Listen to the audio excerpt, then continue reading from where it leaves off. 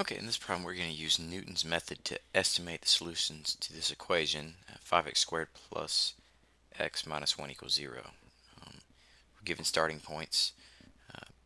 Start with x sub 0 equals negative 1 for the left-hand solution, x sub 0 equals 1 for the right-hand solution, and find x sub 2 in each case. This is Newton's method. To find the next x sub n, we use the previous x sub n, and we subtract the function value at x of n divided by the derivative value at x of n.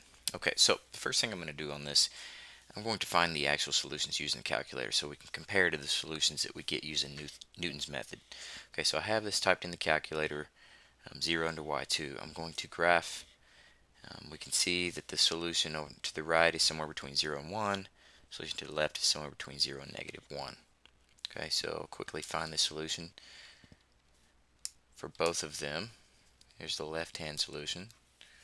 Okay, so I'll just write this down real quick. That's x is equal to negative 0.5583. Okay, and let's find the other one real quick.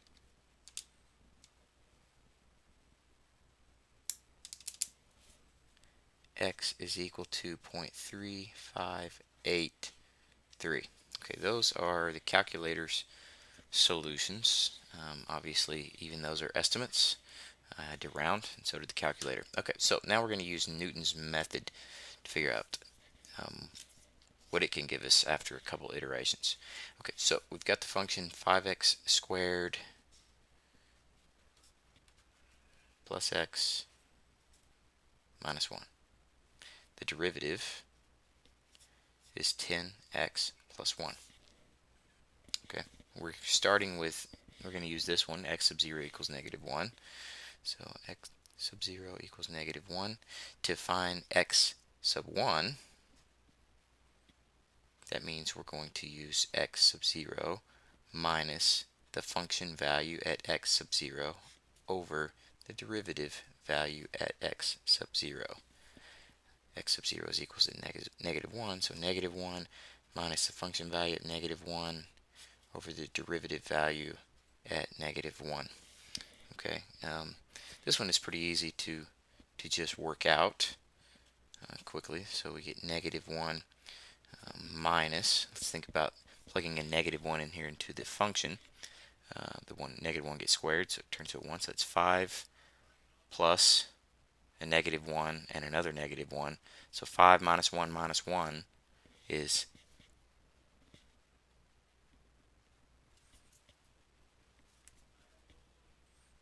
3. And the derivative value, let's see here, is plug in 10 times negative 1 is negative 10 plus 1 is negative 9. Okay, so negative divided by negative, so that's negative 1 plus 1/3. That's equal to 2/3. Okay, so that's x sub 1. X sub 1 is 2/3. We need to find x sub 2. So to find x sub 2, we use the value that we just found. Sorry, that's negative 2/3. So negative 2/3 minus the function value at negative 2/3 divided by the derivative value at negative 2/3. Okay, so this one will require a little more work as far as with the fractions. So to speed things up a little bit, I'm going to go to my calculator. In the calculator, I have already got the function value typed in here. So I can go to my table, which I've already told it to ask me what values I want. I'm going to put negative 2/3 in there, and it gives me an answer of 0.5555 and so on. Okay, or I could do it this way. 5 times negative 2 over 3 squared plus negative 2 over 3 and minus 1. Okay, and that's 5 over 9. Okay, so that's negative 2 over 3 minus 5 over 9. The derivative value is 10x plus 1. If we plug in a negative 2/3 there. That one we could probably do in our heads without the calculator. 10 times negative 2/3 plus 1, that's negative 20/3 plus 3/3, which will be negative 17/3. Okay, if we work that on out, we should get negative 2 over 3 plus 5 over 51, which would give you negative 29 over 51, which will give you, if you approximate as a decimal, negative 0.5686 for your x2 value. Notice negative 0.5686 is fairly close to what we said was our solution, which was negative 0.5583.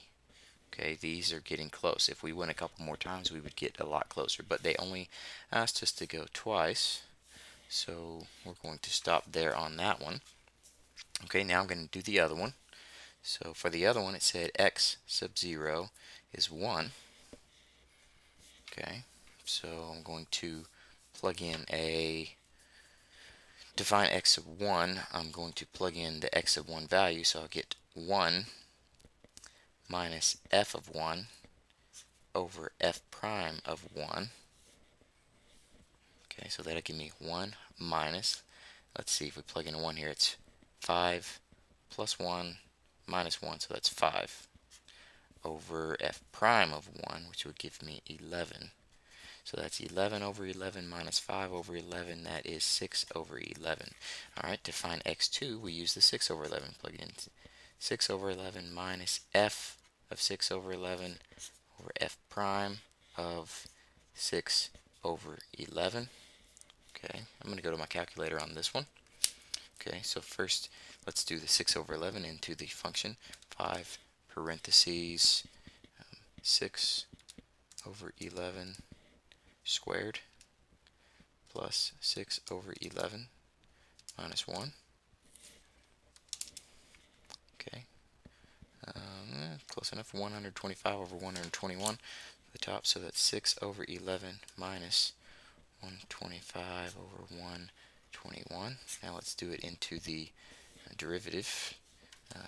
10 times parentheses 6 over 11 plus 1.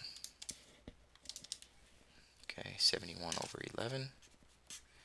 Okay, so one more time. 6 over 11 minus parentheses 125 over 121 divided by 71 over 11, and we get 0.3854. Okay, so that's 2 iterations. That's x sub 2 for the other 0. Notice if you look at this 0, 0.3854, 0.3583, it's fairly close to the value there. And of course, we could get a lot closer if we did some more iterations. And that's it.